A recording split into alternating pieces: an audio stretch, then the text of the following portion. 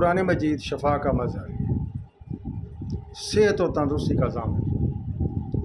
اللہ تعالیٰ نے قرآن مجید کے فوائد اور مقاصد بیان فرماتے ہوئے اس کی ایک اہم صفت یہ بیان فرمائی ہے، وَنُنَزِّلُ مِنَ الْقُرْآنِ مَا هُوَ شِفَاءٌ وَرَحْمَةٌ لِلْمُؤْمِنِينَ، سورہ بنی اسرائیل۔ بلا شبہ یہ شفا کا مظہر ہے، کیونکہ ان لوگوں کے لیے جو اس پر یقین کامل رکھتے ہیں۔ اس کی یہ صفت سے پہلے آنے والی تمام آسمانی کتابوں سے ممتاز کر دیتی ہے، کیونکہ ان کے مضامین اس وقت کے حالات تک محدود تھے۔ پھر وہ جسم کی خصوصی حصوں ان کے مسائل کے حل کے لیے اپنی افادیت کے اظہار میں فرماتا ہے، تمہارے رب کی طرف سے نصیحت آئی ہے، اس میں سینہ میں پائی جانے والی بیماریوں کے لیے شفا ہے، سورہ یونس۔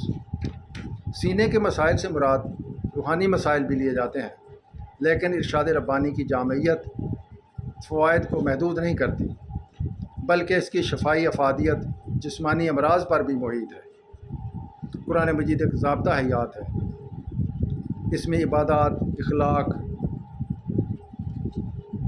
ملاقات، قانون، معیشت، نفسیات، ایمان، حتیٰ کہ سائنسی علوم کے بارے میں بھی اصول موجود ہیں۔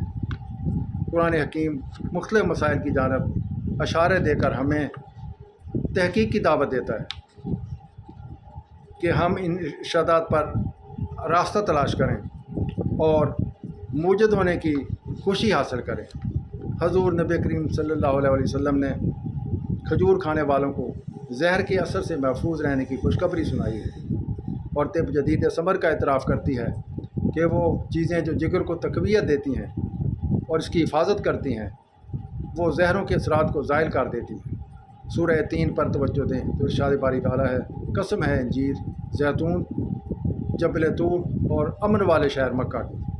آپ نے ارشاد فرمایا، اگر کوئی پھل جنت سے زمین پر آ سکتا ہے تو وہ یہی انجیر ہے، اسے کھاؤ کیونکہ یہ بواسیر کو ختم کر دیتی ہے اور نکرس میں مفید ہے۔ ابن القیم اس کی تفسیر میں لکھتے ہیں کہ قرآن نے جس چیز کی قسم کھائی ہے بلا شبہ اس میں عجیب و غریب فوائد وابستہ ہے۔ زیتون کے بارے میں فرمایا کہ یہ کوڑ جیسی خطرناک بیماری کے علاوہ 70 مزید بیماریوں کے علاج میں بھی مفید ہے۔ آپ نے ارشاد فرمایا، میری امت کے لیے شفا کے 2 ذرائع ہیں، شہد اور قرآن۔ قرآن کریم تندرست زندگی گزارنے کے اصول، وضو کی تفصیل، رات کو سونے، صاف اور پاکیزہ رہنے اور کھانے کے آداب میں بیان کرتے ہوئے فرماتے ہیں، تم پر حرام کر دیا گیا ہے مردار، خون اور سور کا گوشت، اور وہ جو اللہ کے علاوہ کسی کے نام پر دیا گیا ہو، اور گلا گھونٹ کر مرا ہوا، کچلا ہوا، بلندی سے گرا ہوا، ٹکر سے مارا ہوا اور درندے کا کھایا ہوا جانور حرام ہے، سورہ المائدہ۔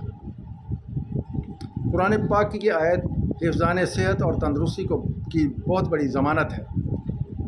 قرآن مجید نے انار سے لے کر بیر تک اور کیلے سے لے کر مرجان تک کی افادیت کی سمت اشارہ کیا ہے۔ اسلامی تعلیمات پر عمل کرنے والا عام طور پر ایک لمبی اور صحت مند زندگی گزارتا ہے، کیونکہ اللہ تعالیٰ قرآن مجید میں ہر اس چیز کی تاکید کی ہے جو مفید ہو اور جو بہترین غذا کا نمونہ ہو۔